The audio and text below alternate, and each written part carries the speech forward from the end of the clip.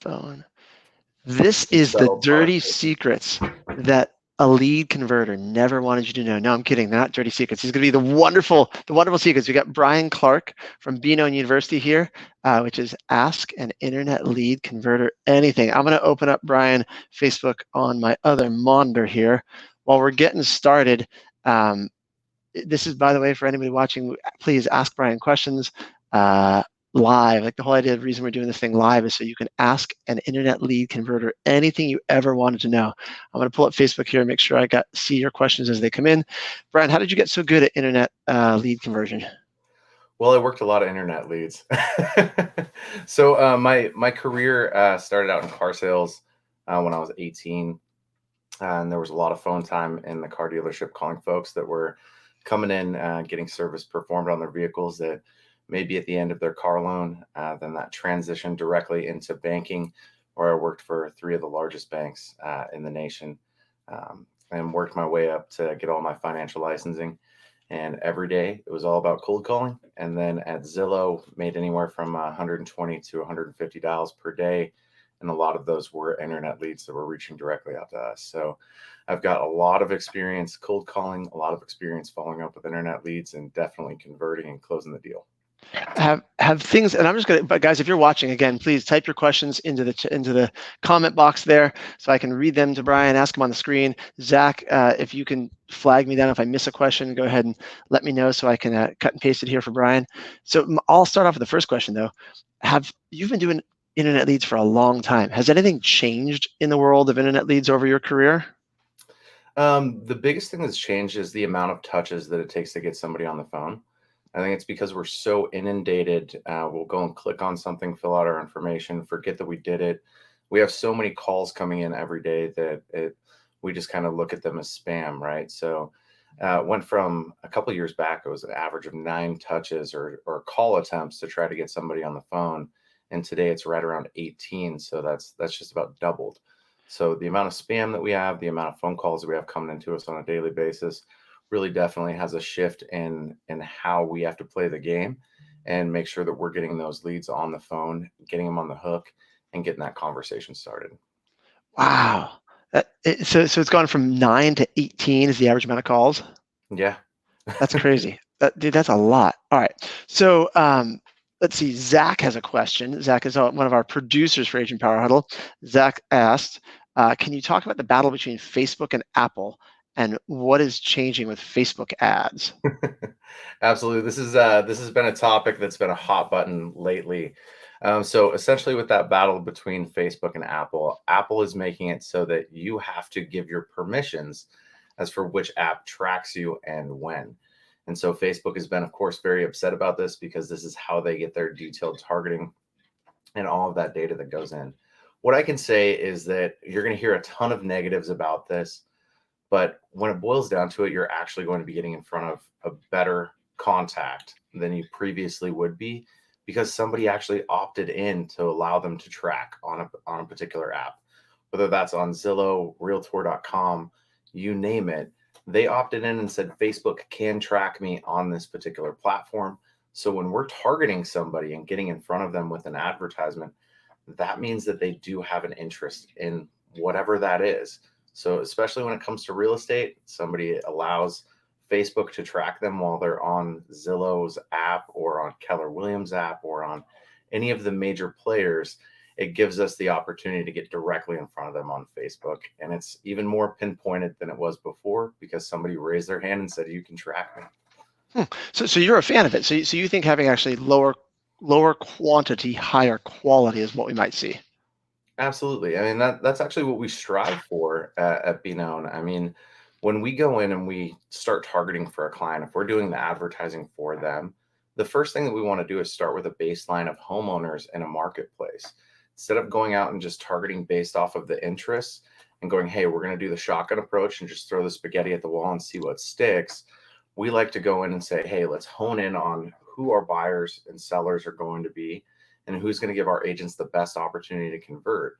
So I'm all for the new privacy settings that are going into place, and I think it's something that we should have anyways. We should be able to choose who tracks us and who doesn't, right?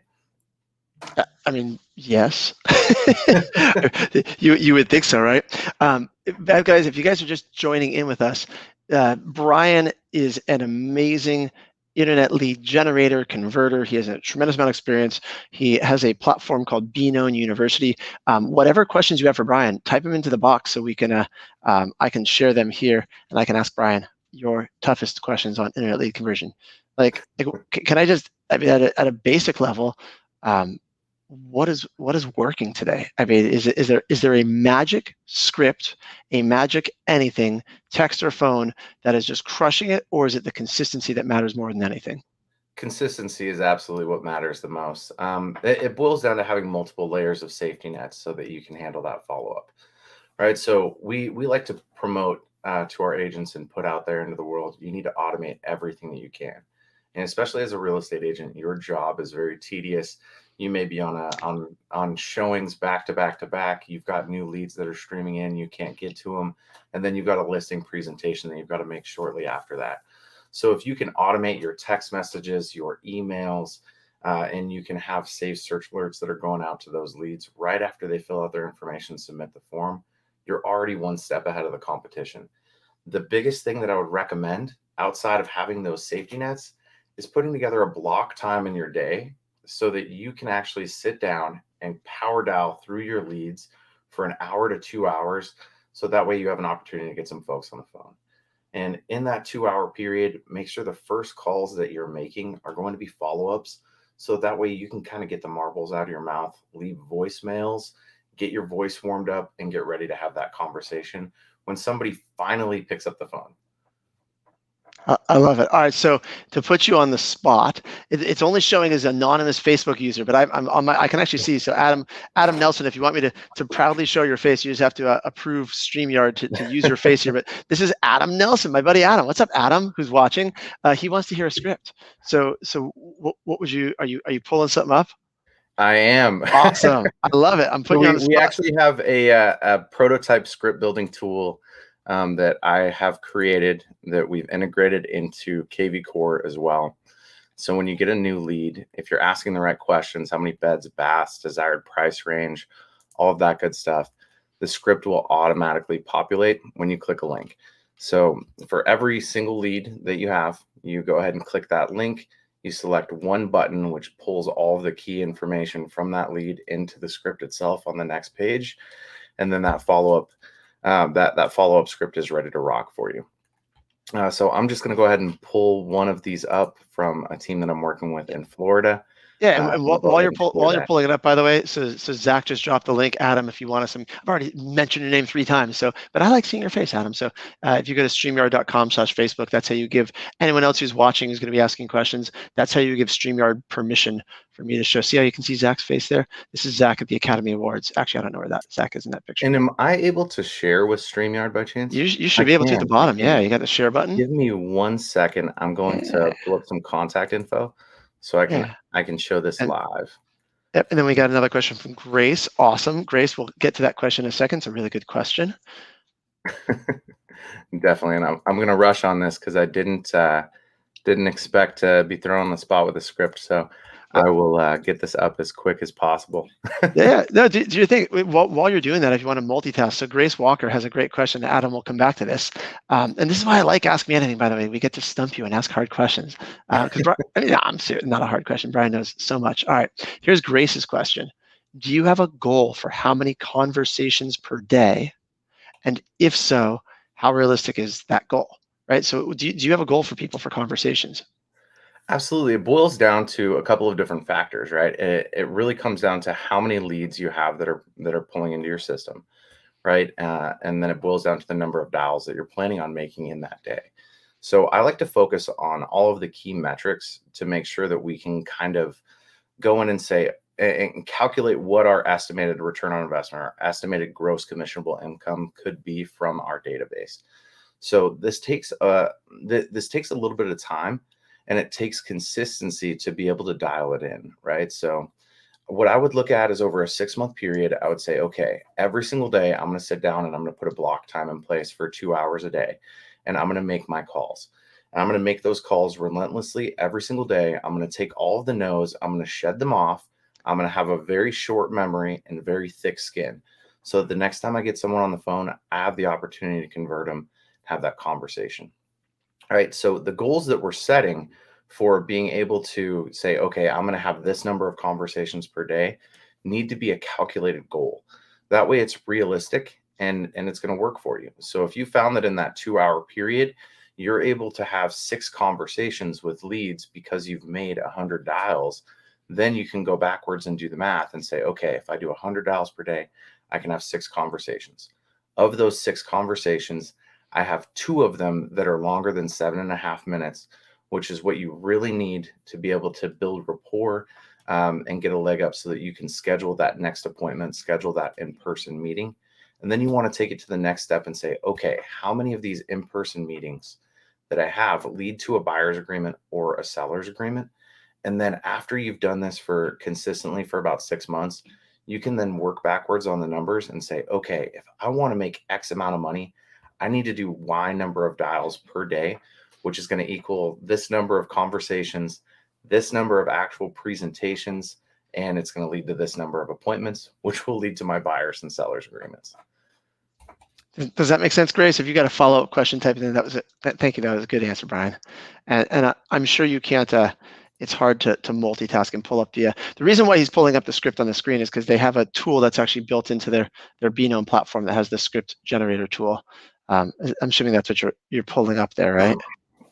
Definitely. So what we've done is we've built this directly into our platform, so then it relays directly over to KV Core, so that you can simply click a link and it will take you to the script. So as you can see here, we've got a couple of hashtags that are in place. We don't see the screen right now. Let's see. Let me add this to the stream. There we go. There we go. Now So I you got can it. see we've got a couple of hashtags here: time frame to move, and number of beds, baths, and the price range that they're looking to be within.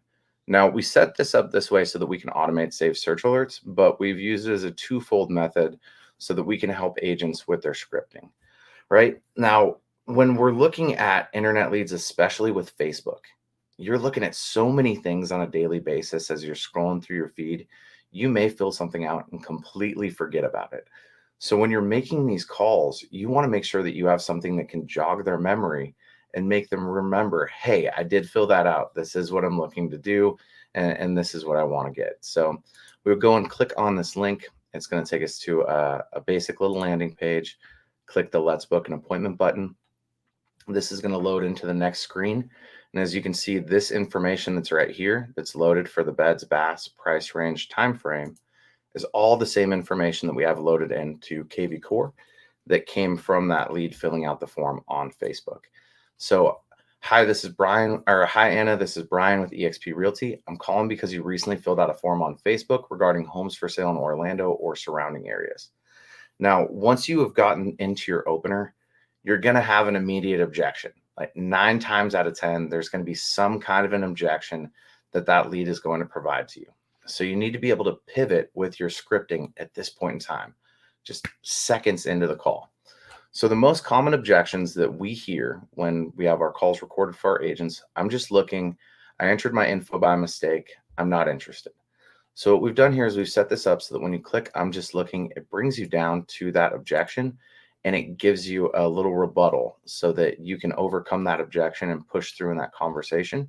If there's any additional information that you need to fill out, criteria that individual is looking for, that they just kind of spew once you start asking questions, you can type that in here, click submit. All of that goes and logs back into your CRM instantly, so it's available in your KV Core. Right. Let's just say that the call goes perfect and you say, you recently filled out a form on Facebook regarding homes for sale in Orlando or surrounding areas. And they say, yes, we would just move directly into this section here. Awesome. It looks like you're looking for homes with 4 beds, 3 baths, around 250 to 300,000. Are you looking to move within the next 12? And you were looking to move within the next 12 months. Is that correct? So just ask the question to confirm that information. And this is all part of that information that you should be gathering in this initial call. I like to call it profiling and discovering. And so this is your opportunity to, number one, figure out what that client or that lead is trying to accomplish, what they want in a new home. Number two, find out what their motivations are so that you can have those little rapport builders logged in your notes for down the road. Anything that these leads tell you about themselves, take notes on it. That way, the next time you get on the phone with them, you can bring something up from the previous conversation that you had, and it's going to build instant rapport right out of the gate. So if they tell you that they've got a little league game that they've got to run to, that should be the first thing that you ask them the next time that you call them. How'd the little league go? Did you guys win? So that way they go, hey, this person actually cares about me. They're listening, they're paying attention, and it's going to help build trust for you right out of the gate. The next thing that we will go into would be what I call a permission statement, right? And so this is to let your lead know that we're about to enter kind of a question phase where you're going to ask questions and figure out exactly what they're looking for. So it's pretty straightforward. Great. After they say, yes, I'm interested. That's the property type I'm looking for and the time frame I'm looking to move. Say, great. I'd like to ask some questions and take some notes so that I can make sure that I keep my focus completely on your home buying needs. Is that okay? And come back and say yes. All you have to do is click the questionnaire. This will drive you into a segment where you've got 10 different questions that you can ask that are going to be most likely that you're going to want to know from that individual when you're on this call. I have a couple of different variations for this as well. One with LP Mama, which is location, price, motivation, agent, mortgage, and appointment. And these are not required fields. So you can ask whichever of these questions that you want, and then drive, once you submit, drive into the appointment so that you can schedule a time on your calendar to meet that individual. Whether that's getting them on the call with your lender so that you can get pre-approval, or whether that is going, hey, you've got a pre-approval letter already. Let's go and check out some houses and go see some properties and find out what you really like. So I love it. Adam, woo, look at that. That's fun. That was one really of cool. that mirror effect. There you go. Woo. All right. So I wonder if that's what you're looking for, Adam. Were you looking for anything more specific around it? Because that was a pretty specific script. You want like down the road. I mean, Bryan is not. He said yes. Awesome. Love it. Bryan is not in the trenches. He said badass. I love it, Adam. I agree. It is really, really cool. It's a really good tool. So Adam runs a fantastic team, and it's a fantastic tool that has, especially if you're bringing on newer agents, to have everything built in where you're clicking the buttons. Right. It's just one of those things where, like, as you go through, go here, say this, do that. How much improv do you need to learn in your career, Bryan, versus how much just having a good script in front of you? What would you say the balance is? I mean, I'd say that initially out of the gate, you want to stick to a script or an outline until you've got all of your rebuttals down. You're always going to come up with a new objection at some point in time that you may not have overcome, right? So in the past, or may not have scripting for. So that's where the improv comes into play, is once you get a new objection that's something that you haven't heard before or something that's new. But I mean, there's a solid formula for overcoming those objections. The first thing that we want to do is make sure that we acknowledge it and ask questions, hammer down that specific objection. And then you want to make sure that you can overcome that and move forward, right? So hit the objection head on, figure out exactly what it is, hammer it down. Then you can transition and then continue to move through that conversation to book the appointment or get to meet them at a house or whatever you need to do. I love it. All right.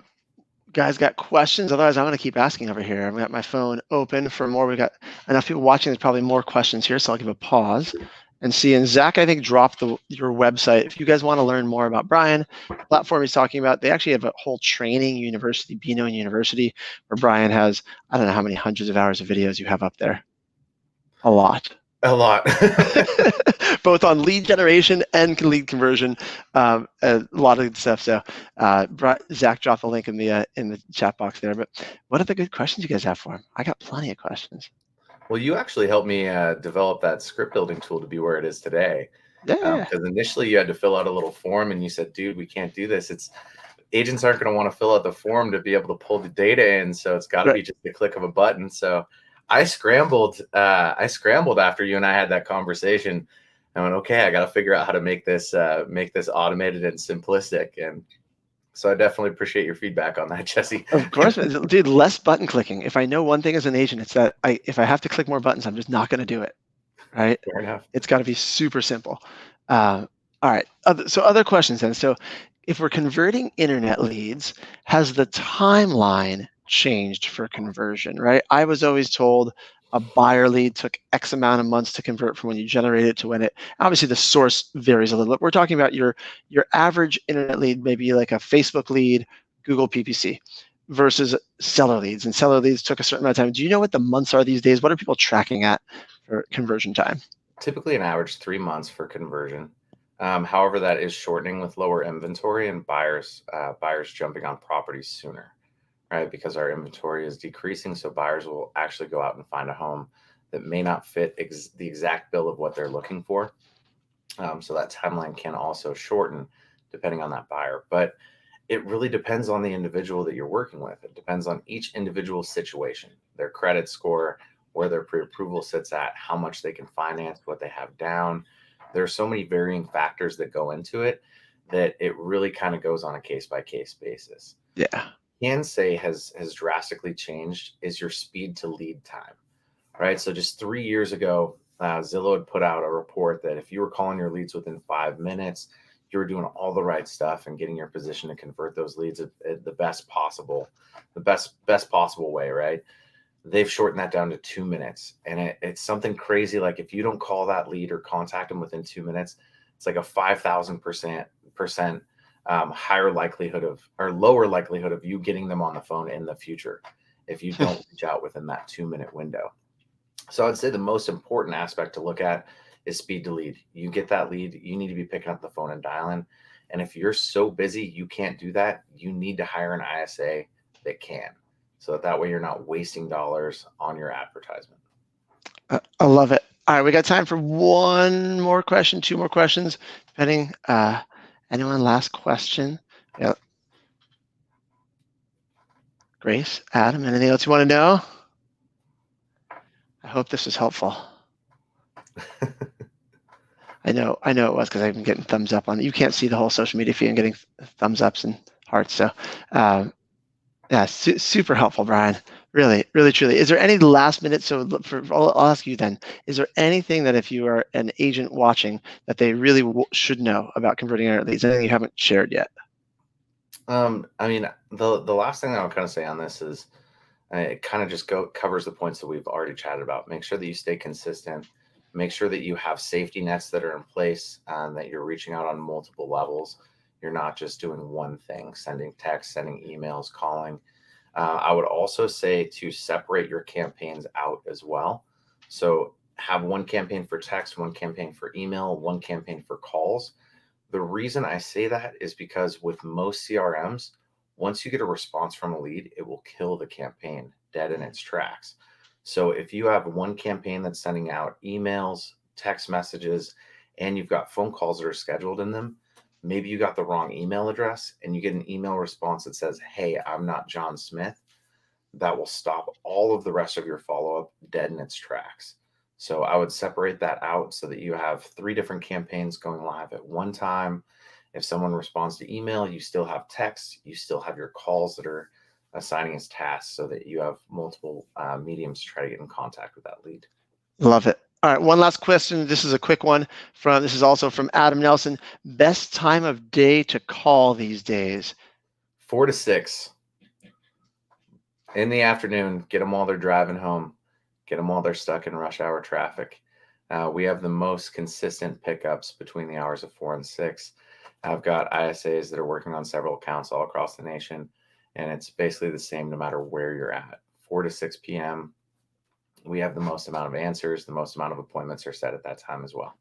Isn't that interesting? I feel like it used to be like after work hours. Now no one answers the phone after work, right? It's only when they're it's when they're captive in their car. They got nothing else to do. They're like, oh, I'll pick up the phone, whatever. Right? Yep. Exactly. I love it. All right. Well, thank you guys for watching. This is fun. Bryan, if people want to get a hold of you, how should they find you? They can find me on leads2roi.com or go to Be Known University.